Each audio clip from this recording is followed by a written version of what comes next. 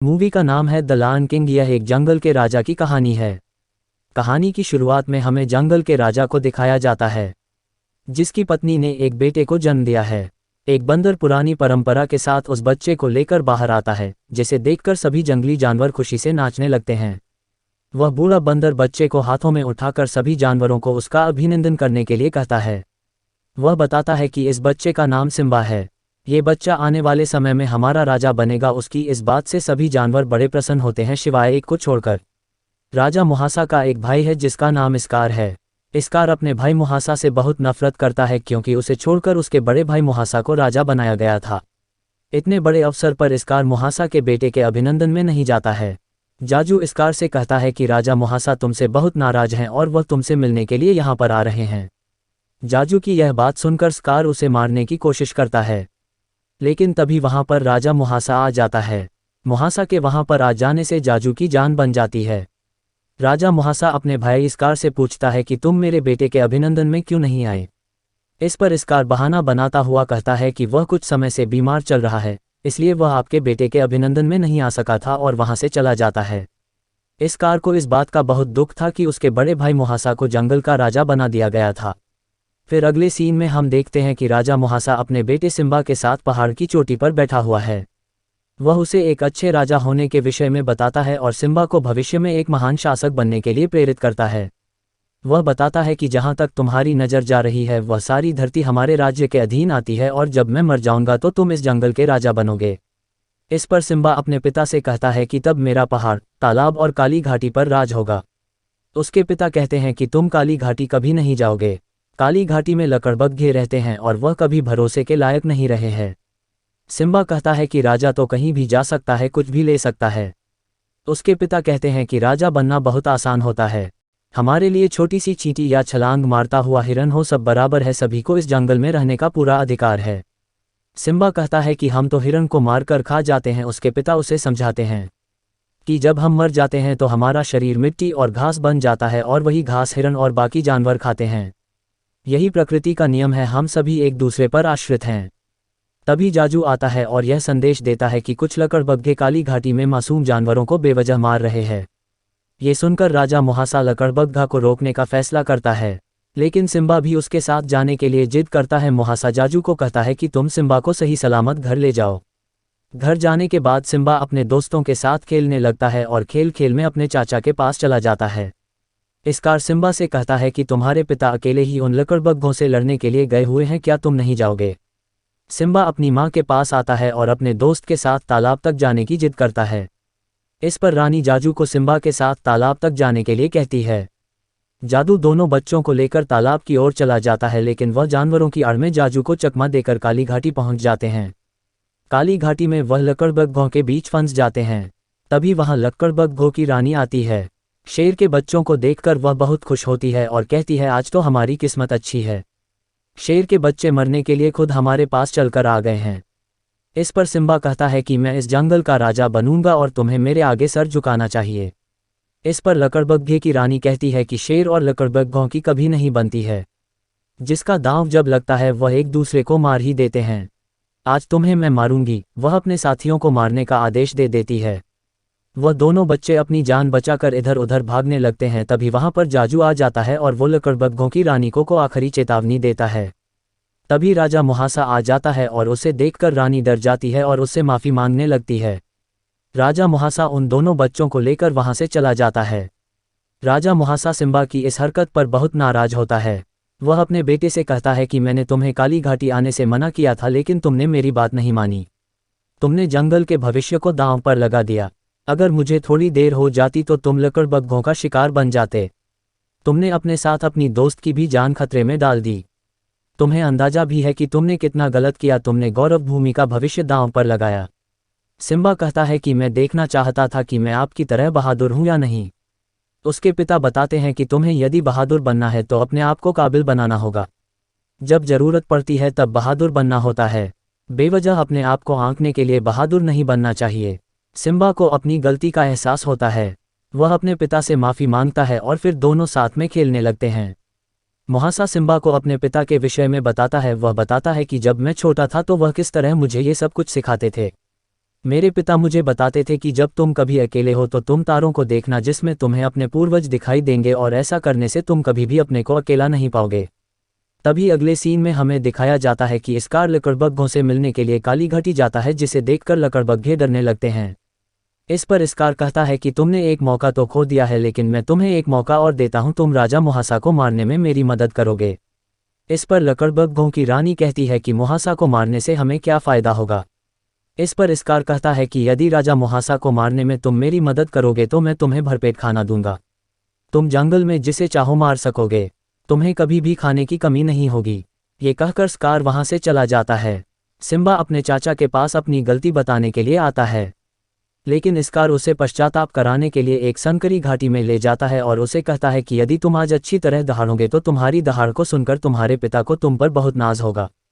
Scar उसे वहां पर अकेला छोड़कर अपने भाई मुहासा के पास चला जाता है और वहां सबको बताता है कि सिम्बा भैंसों के झुंड के बीच में फंस गया है और वह मारा जा सकता है। ये सुनकर राजा मुहासा सिम्बा को बचाने के लिए घाटी की ओर दौड़ पड़ता है। इसी बीच लकड़बग्घे स्कार के कहने पर भैंसों के ऊपर हमला कर देते हैं और उनकी दिशा सिम्बा की ओर मोड़ देते हैं। सिम्बा भैंसों के नीचे कुचलने वाला ही था कि तभी राजा मुहासा आकर अपने बेटे को बचा लेता है। मुहासा उसे एक ऊंचे स्थान पर बिठा देता है और दूसरी तरफ से पहाड़ पर चढ़ने की कोशिश करता है, लेकिन ऊपर तक जा नहीं पाता और अपने भाई से मदद मांगता है, लेकिन उसका कमीना भाई उसकी जगह लेने के लिए उसे ऊपर से धक्का दे देता है जिससे मुहासा नीचे गिर जाता है और उसकी मौत हो जाती है। सिम्बा ने सिर्फ अपने पिता को नीचे गिरते हुए देखा था। मौत हो जाने के बाद सिम्बा उनके पास आता है और वह अपने पिता को उठाने की कोशिश करता है और तभी वहां स्कार आता है। वह कहता है, तुमने ये क्या कर डाला, तुमने अपने पिता की जान ले ली है, तुम्हारे पिता तुम्हारे कारण ही नीचे गिरकर मरे हैं, यदि तुम बहादुर होते तो तुम्हारे पिता नहीं मरते।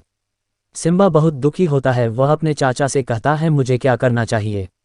इस पर स्कार कहता है, तुम अब अपनी माँ को क्या मुंह दिखाओगे, तुमने जंगल के राजा को मार दिया है और अब तुम्हारा अब हमारी गौरव भूमि में कोई स्थान नहीं है, तुम यहाँ से चले जाओ और कभी लौट कर मत आना। ये सुनकर सिम्बा वहाँ से चला जाता है। इसी बीच स्कार लकड़बग्घों के झुंड को सिम्बा को मारने के लिए लगा देता है। पीछा करते हैं। सिम्बा उन्हें देखकर अपनी जान बचाने के लिए पहाड़ की चोटी पर चढ़ने लगता है। वह किसी तरह से चोटी पर पहुंच जाता है, लेकिन आगे का रास्ता बंद होने के कारण वह वहीं पर फंस जाता है और नीचे गिर जाता है। कुछ लकड़बग्घे भी गिरकर नीचे मर जाते हैं। बाकी लकड़बग्घे उसे गिरता देख ये समझते हैं कि सिम्बा नीचे गिरकर मर चुका है, लेकिन सिम्बा एक पेड़ के नीचे छुपा रहता है और गौरव भूमि को छोड़कर जाने लगता है। स्कार वापस अपनी गौरव भूमि पर जाकर सबको ये बताता है कि राजा मुहासा और सिम्बा भैंसों के नीचे कुचलकर मारे गए। वह अपने आप को राजा घोषित कर देता है। सिम्बा के दोस्त दूर से ये सब देख रहे थे और अब उन्हें भी लगता है कि सिम्बा मर चुका है। दूसरी तरफ हम सिम्बा को देखते हैं जो सफ़र करते हुए रेगिस्तान में पहुंचता है और गर्मी के कारण वहीं गिरकर वह बेहोश हो जाता है। उसे बेहोश देखकर काफ़ी गिद्ध उसे खाने के लिए आ जाते हैं, लेकिन एक जानवर आकर उन्हें भगा देता है और सिम्बा की जान बच जाती है। एक बड़ा चूहा देखता है कि यह तो शेर का बच्चा है और उससे दूर भाग जाता है, लेकिन दूसरा जानवर जिसका नाम कुंभा था बड़े चूहे को बताता है कि यह अभी बच्चा है, अगर हम इसे पाल डालते हैं तो कोई भी जानवर हमसे पंगा नहीं लेगा। तब तक सिम्बा को भी होश आ जाता है। वह दोनों सिम्बा को बताते हैं कि हमने तुम्हारी जान बचाई है। सिम्बा कहता है कि कोई फ़ायदा नहीं। वह पूछता है कि तुम ऐसा क्यों कह रहे हो।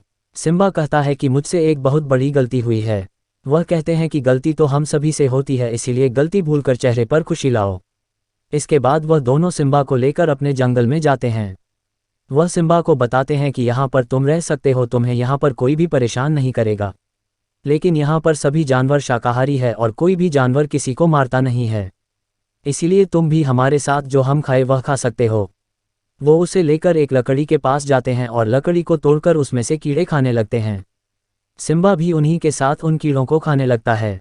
समय गुजरता है और सिम्बा थोड़ा बड़ा हो गया है, लेकिन गौरव भूमि में अब काफ़ी बदलाव आ चुका है। लकड़बग्घे स्कार के कहने पर सभी जानवरों का खुलेआम शिकार करते हैं। नाला ये सब देखकर बहुत परेशान होती है। वह रानी से कहती है कि अब हमें ही कुछ करना होगा। इस पर रानी कहती है, हम अकेले कुछ नहीं कर सकते, इसीलिए हमें चुप रहना होगा। तभी वहां लकड़बग्घों की रानी आती है और मुहासा की रानी को कहती है कि तुम्हें राजा स्कार ने बुलाया है। स्कार रानी से कहता है कि तुमने मुहासा से शादी की थी मुझे छोड़कर, लेकिन अब जब मुहासा मर गया है तो तुम्हें मुझसे शादी करनी होगी। यदि तुम मुझसे शादी करती हो तो तुम्हें और तुम्हारे लोगों को कभी भी भूखा नहीं रहना पड़ेगा। सभी लोग तुम्हारी इज्जत करते हैं। और यदि तुम मुझसे शादी करोगी तो वह सभी लोग मेरी भी इज्जत करने लगेंगे। लेकिन इस पर रानी इसकार से शादी करने से साफ मना कर देती है। सीन शिफ्ट होता है और हम सिम्बा को देखते हैं जो बाकी जानवरों के साथ खुशी से जंगल में रह रहा था। लेकिन बहुत से जानवर सिम्बा से बहुत डर रहे थे। वह सभी को खाना खिलाता है और फिर रात हो जाती है। फिर सिम्बा को अपने बाबा की बताई गई बातें याद आती हैं कि खुद को कभी अकेला समझो तो तारों को देखना जिसमें हमारे पूर्वज रहते हैं। और तभी उसका बाल टूटकर उड़ जाता है। वह उड़कर नदी में गिर जाता है। वह बहता हुआ किसी तरह से गौरव भूमि में उस बंदर तक पहुंच जाता है, जिसे देखकर वह बंदर समझ जाता है कि सिम्बा अभी जिंदा है। ये सब देखकर बंदर की खुशी का ठिकाना नहीं रहता है। वह ये बात औरों को भी बता देता है और सभी लोग खुशी से नाचने लगते हैं। इसी बीच नाला सिम्बा के दोस्त पर हमला कर देती है। वह उसे मारने ही वाली होती है, लेकिन सही समय पर आकर सिम्बा अपने दोस्त की जान बचा लेता है। सिम्बा और नाला में जबरदस्त लड़ाई होती है। लड़ाई के दौरान ही किसी तरह से दोनों एक दूसरे को पहचान लेते हैं। नाला सिम्बा को सारी बातें बताती है। वह कहती है तुम्हारे बाद इसरार ने खुद को जंगल का राजा घोषित कर लिया था और लकड़बग्घों को शिकार करने की छूट दे दी थी। उसने हमें बताया था कि राजा मुहासा और सिम्बा भैंसों के नीचे कुचलकर मारे गए हैं। उसने हम सबसे बहुत बड़ा झूठ बोला था और अब हमारा जंगल एक बड़े खतरे में है। सिम्बा चलने से मना कर देता है और नाला को अपने साथ रहने के लिए कहता है। इस पर नाला वहां रहने से मना कर देती है। इसी बीच हमें वही बंदर दिखाई देता है। वह सिम्बा से कहता है तुम क्या हो? सिम्बा कहता है कि मैं कुछ नहीं हूँ। इस पर बंदर कहता है कि तुम कुछ नहीं होते हुए भी बहुत खास हो। वह कहता है कि तुम मेरे बारे में कुछ नहीं जानते। वह कहता है कि तुम मेरी गोद में खेला करते थे और तुम्हारे पिता जिंदा है। मैं तुम्हें उनसे मिला सकता हूँ। इतना कहते ही सिम्बा उस बंदर के साथ चल पड़ता है। वह उसे पानी में उसी की परछाई दिखाता है जिसमें सिम्बा को अपने पिता का चेहरा दिखाई देता है। तभी बादलों से आवाज आती है कि तुम्हें अब बहादुर बनना होगा और अपने साथियों की रक्षा करनी होगी। तुम्हें अभी गौरव भूमि जाना होगा और इसरार से मुकाबला करना होगा। हर किसी को बहादुर बनने का मौका नहीं मिलता है, तुम्हें आज यह मौका मिल रहा है। तभी सूरज की किरणें निकलने लगती है। इस पर सिम्बा अपने पिता को आवाज लगाते हुए कहता है कि मुझे आपकी ज़रूरत है, आप मत जाओ। इस पर सिम्बा का पिता उससे कहता है कि मैं हमेशा तुम्हारे साथ रहूंगा, बस तुम बहादुर बनो। तब वह बंदर सिम्बा से पूछता है कि अब तुम कौन हो? जिस पर सिम्बा कहता है कि मैं राजा मुहासा का बेटा सिम्बा हूँ और अब मैं अपनी गौरव भूमि को लौटना चाहता हूँ। वह सभी लोग गौरव भूमि की ओर लौटने लगते हैं। सिम्बा के जिंदा होने की बात सारी गौरव भूमि में फैल गई थी। उसके बचपन के दोस्त उससे मिलने के लिए आते हैं। वह सभी बहुत खुश थे। वह उसे बताते हैं कि हम सब मरते दम तक तुम्हारे साथ हैं। सिम्बा देखता है कि इसरार और उसकी माँ के बीच लड़ाई हो रही है। वह इसरार को चुनौती देते हुए कहता है कि अब मैं आ गया हूं और तुम्हें तुम्हारी मनमानी अब मैं नहीं करने दूंगा। सिम्बा की मां सिम्बा को जिंदा देखकर बहुत खुश होती है और उसे गले से लगा लेती है। सिम्बा को जिंदा देखकर सभी जानवर उसके साथ खड़े हो जाते हैं। ये देखकर इसरार सिम्बा से डरने लगता है और कहता है कि बताओ तुम्हारे पिता की मौत कैसे हुई थी? सिम्बा कहता है कि वह सिर्फ एक हादसा था। इसरार कहता है कि जो अपने पिता का ना हो सका वो हमारा क्या होगा। इसरार सिम्बा को मारने के लिए चोटी के किनारे लाता है और सिम्बा चोटी के किनारे लटक जाता है। इसरार कहता है कि ऐसा मंजर मुझे याद आ रहा है जब तुम्हारे पिता भी इसी तरह से लटके हुए थे और मैंने उन्हें धक्का देकर नीचे गिरा दिया था, जिससे उनकी मौत हो गई थी, और अब तुम्हारे साथ भी मैं यही करूंगा। ये सुनकर सिम्बा इसरार की दाढ़ी पकड़कर ऊपर आ जाता है। इधर लकड़बग्घों और शेरनियों दोनों की आपस में लड़ाई शुरू हो जाती है, जिसमें सारी शेरनियां मिलकर लकड़बग्घों को उनकी औकात दिखा देती है। लकड़बग्घे हार मान लेते हैं। इधर इसरार सिम्बा से डरकर भागने लगता है। सिम्बा इसरार के पीछे भागता है, आगे का रास्ता बंद था। इसरार सिम्बा से माफ़ करने के लिए कहता है। वह कहता है कि मेरा इरादा लकड़बग्घों को मारना था, किंतु वह किसी तरह से बच गए थे। लकड़बग्घे यह बात सुन लेते हैं। तभी इसरार सिम्बा की आंख में चिंगारी फेंक देता है। दोनों के बीच में जबरदस्त लड़ाई होती है, जिसमें इसरार पहाड़ी से नीचे गिर जाता है, लेकिन नीचे गिरकर भी वह जिंदा बच गया था। उसे जिंदा देख लकड़बग्घों ने उस पर हमला कर दिया और उसे मार दिया। सीन शिफ्ट होता है और हमें दिखाया जाता है कि सिम्बा और नाला के बेटे का जन्म हुआ है। यहीं पर यह फिल्म खत्म हो जाती है। दोस्तों, आपको इस फिल्म की कहानी कैसी लगी? कहानी अगर अच्छी लगी हो तो प्लीज़ हमारे चैनल को सब्सक्राइब करें और बेल आइकन को ऑन करें।